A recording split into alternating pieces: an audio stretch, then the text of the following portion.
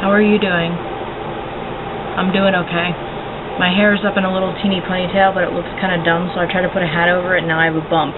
So, there's that. I swear that the hat probably looks better than what the bump would, so... These are the things. But, hi. So, once or twice a month, there's going to be a new type of video that comes up from me, and it's going to be labeled Patreon, because I have a few very generous people that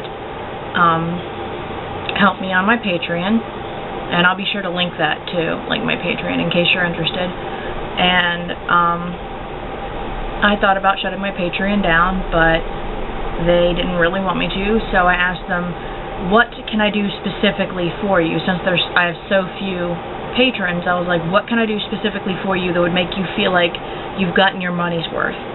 And one of them would be like, I'd love to see you do what you were doing with like the Korra thing, going through and just giving your thoughts about stuff. Well, that Korra video took an awful lot of work, and I actually did like go through step by step and episode by episode and write down my thoughts. But if I were to do that for the next 2 seasons, it would probably be like an hour-and-a-half long video. So I told him, I'm like, well, I'll try to do it, but I'm not going to make this an hour-and-a-half long video. I'm probably just going to kind of summarize. And what we have decided to do each month for him is he's going to choose a show that he wants me to review, and I'll watch like the first couple episodes of it and give my thoughts. And I'll either continue the show or I won't, depending on how I feel, but you know, that was a pretty good exchange, we thought. And that way it'll give you guys like a good gauge of said show from a completely new person's point of view. So, yeah. He'll be choosing the show each month, because I am not really a self-starter. I would have no idea which show to choose and stuff. And it seems like my anime reviews used to get a good bit of attention, so maybe this will be kind of like an equivalent, so that way people can just be informed. After season 2 of Korra, even though I'd heard glowing reviews about 3, it was very, very hard for me to watch it again because I was afraid. I was afraid I was going to be disappointed and upset, because I absolutely loved season 1, and for season 2 to be as bad as it was and as awkward as it was, I just didn't think I could take more disappointment. My friend had it on his DVR, so he got me to watch the first few episodes, and I thought I'd only watched maybe 2 or 3. Well, it turns out the time that I was with him, I'd actually watched 5 episodes and didn't even, like, notice. That's how good and how seamless it was. So, once people were done with the season 4 finale and everything, I was like, well, I should catch up. And then I got the ending ruined for me by a Tumblr post, and I was like, okay, now I really need to know how this happened. And, just so you know, there will be spoilers in this, because I have no way of being able to review something thoroughly without putting spoilers in it. So, that's the thing. So my thoughts were, it was interesting seeing, I mean, Korra has been through so much. She's had to deal with so many different enemies. I don't know if they'd originally ever intended for her to have to deal with so much, but she's had to deal with so much. So you see her in such a dark place where she's not believing in herself. She can't do a dang thing because of that poison, and you know, it's basically ruining her life, and you're watching her give up hope. But at the same time, you're watching an extremely strong person go from being almost entirely unable to do anything to being able to walk again and then fight again, while she also, you know, battles with herself, basically.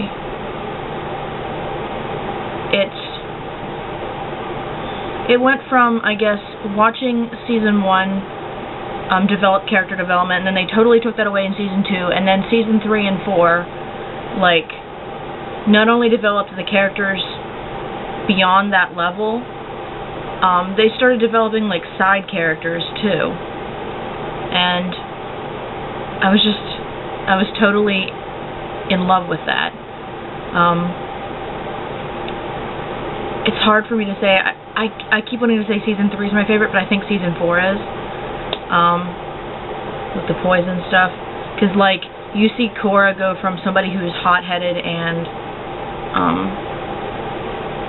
you know, kind of angry, to somebody who goes to meditating and goes to speaking to spirits like as a first case scenario. Like,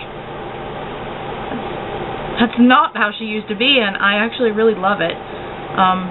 But anyways, should start trying to do things in order. I'm so sorry. So, season 3. One of the big parts of season 3 is that thanks to the spirit world gates being open, Korra's getting a lot of criticism, and so is the president of Republic City, and he basically takes out his frustrations on her. But the other extremely huge thing that's happening is that now that the spiritual world is up, the most spiritual of all the elements, air, is just bursting forth. Like, new airbenders just come out of nowhere. Boomy's a new airbender, and you know, he finally gets to join his brother and sister in doing something that's like so important to their family. And you know, I think that in certain ways he's a really great character, but in other ways that helped like develop that feeling of belonging. For once he got to feel like he belonged, like he was a bender finally, like the rest of his family. And during that time you also get to see just...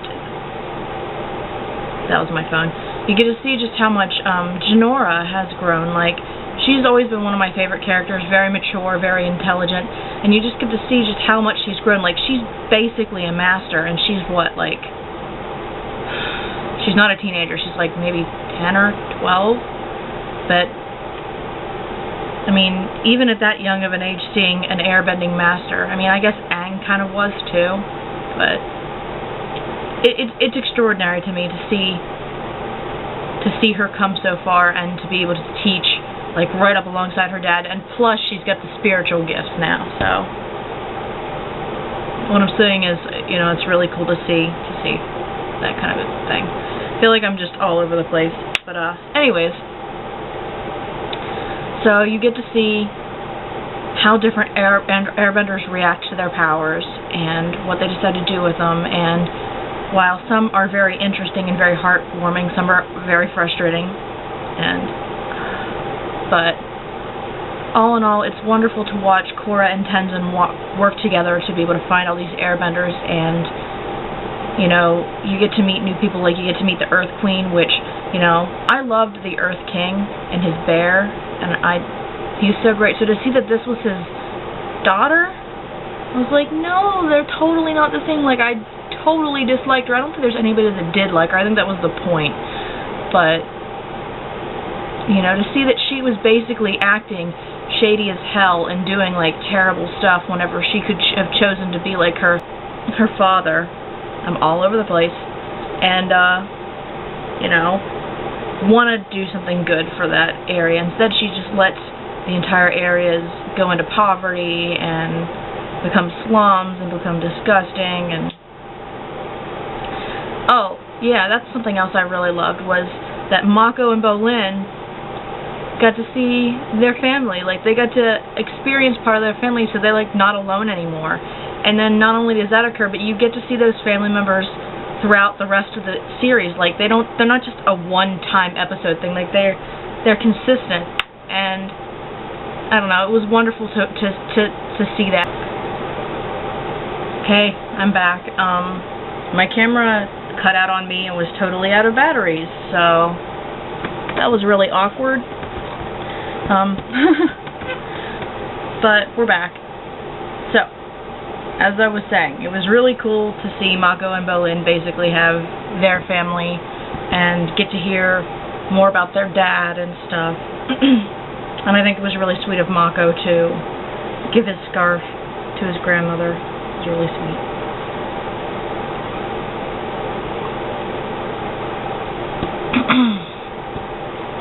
Anyways, something else that, if you know the end, Korra ends up with Asami, and what I mean with Asami, I mean with Asami. So knowing that, getting to watch season 3 and 4 through that type of a lens and watching their friendship grow and deepen was really awesome to me, because that was not the type of ending I was expecting at all, and I didn't expect that pairing to ever be a thing, but I've got to say I actually love it. You know, you see them rely on each other and be able to talk to one another, maybe bonding through the fact that they both totally had to deal with Mako being a derp at relationships, but it's really cool. And you just get to see just how, I mean, you got to see it partially in season 2, but it was overshadowed by dumb shit, but you really get to see how intelligent Asami is and how innovative she is and just how good of a businesswoman she is, you know. You just get to see how smart that this young woman is on her own, without her dad, without any help, running her own company. Just thought that was cool. And then you get this interesting dynamic going on for villains. You get 4 very, very interesting villains that show you completely new aspects of how the elements work. You get Zahir, who studied airbending, and now, because he studied it for so long, he's just so good at it. And the thing is like, I don't know how much I really liked any of the other villains. I really didn't. But I have to say, out of every single villain, like, I love Zahir as a person. I don't agree with his extreme, you know, extreme thoughts and extreme stuff that he does, but I actually really love him as a person. Like, I love Zahir. And maybe that sounds weird, but totally do. And I love that instead of, you know, lava bending being a fire thing, they actually do make it an earth thing, and that that Bolin, instead of feeling so terrible and not being good at metal bending, that he has this extremely rare skill of being able to lava bend. Like, that's so neat. And, you know, you get to see this goofy guy who just kind of sometimes gets pushed to the background, really showing that he's worth it and that he is capable of doing great things. Because I've always thought that Bolin did. I mean, second season he did a lot of really dumb shit. Really did. And season 4, he did something that really dumb, but the fact of the matter is that he's developed so much character that that dumb thing didn't last for long. Because they actually made him think. Like he, you know, like a person who's developed and gone through stuff should. Whoa. Amazing concept. People learn from their mistakes. Mind blown. But, yeah. And then you have, what I thought was super cool is that, you know, this waterbender has no arms, and you see that benders use their arms, like, you know, that's a thing, and she's able to waterbend, like, making the water her limbs, and I thought that was really cool. And then you get a combustion bender, which is so cool, because you only ever saw that with Sparky Boom Man. So, you know, to see that, and then to see that Zahir has a deep love for somebody. Like, it's not a fake love. It's not, I'm using you love. Like, they're really in love. And I liked that. I liked that it wasn't a love where you're using somebody. It was equal. And you don't see that a lot with villains, unfortunately. So. Getting to learn about the Red Lotus, getting to learn about their ideals and getting to learn about them was incredibly interesting, because while, you know, you get to know the villains somewhat in the first 2 seasons and why they are the way they are, I don't know. These guys felt entirely different. Maybe it's because they weren't crazy waterbenders for once. Well, one of them kind of was, but anyways. The other thing that made me squeal was, you know, Zuko. Zuko's there, and he's got a dragon, and he still basically acts like himself, but like a more wizened version of himself, you know, like really taking on Iroh's advice and really becoming the really amazing person that he was always meant to be, and I liked that.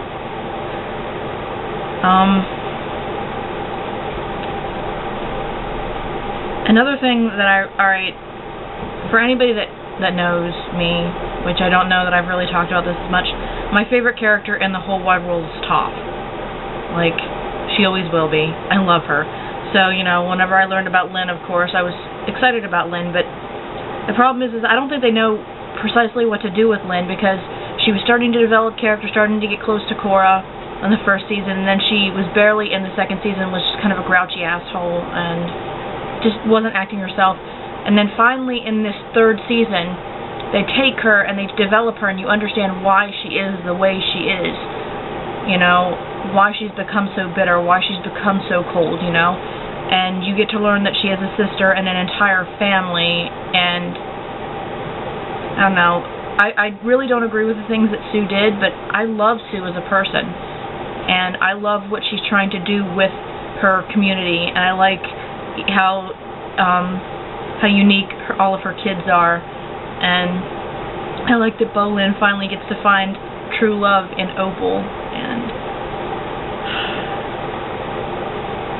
all these things are just interconnected to make this season really good. But I feel like all I'm doing is spilling praises for this, so I guess the only flaws I can really find are small animation mistakes, but the story's just so good that I don't have any big complaints.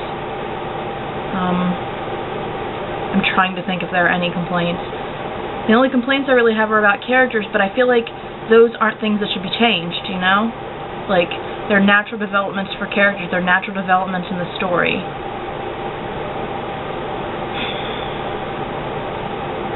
I guess I didn't like how harsh Lynn was,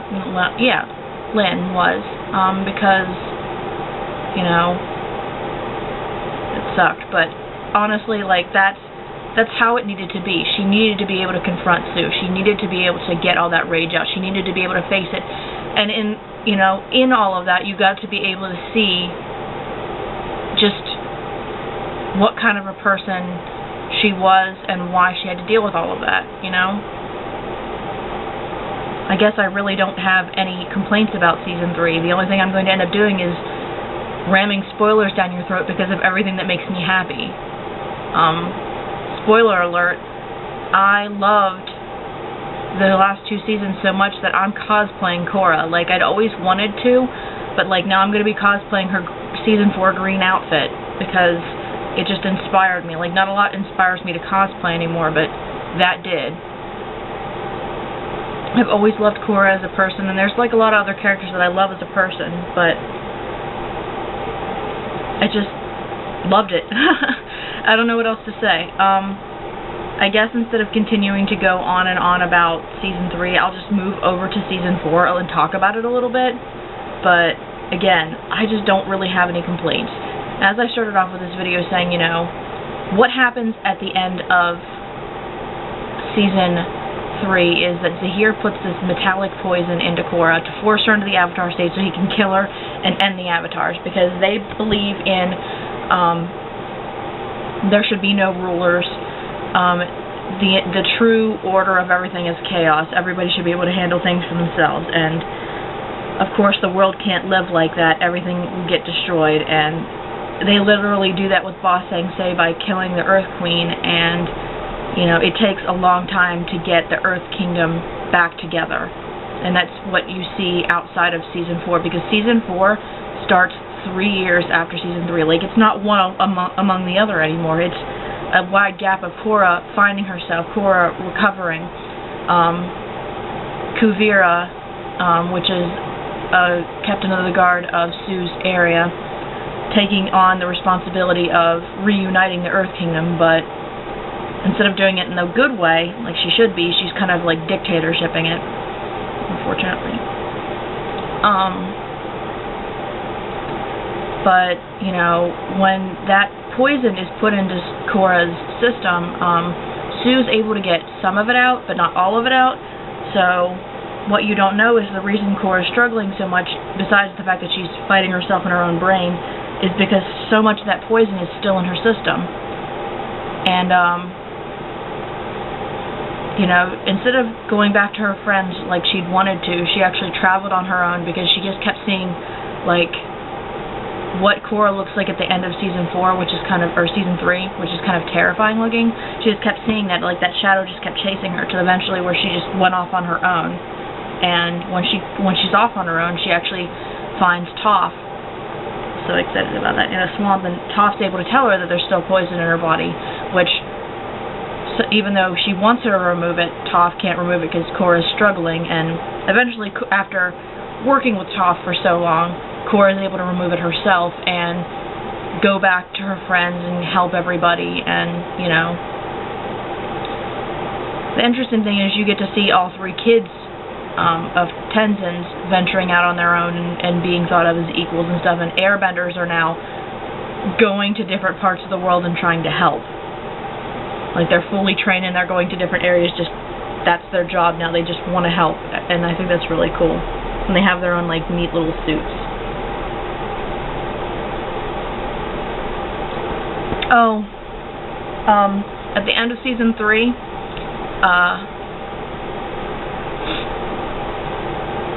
Jinora is considered an airbending master and does get her tattoos. So, that's really cool. And,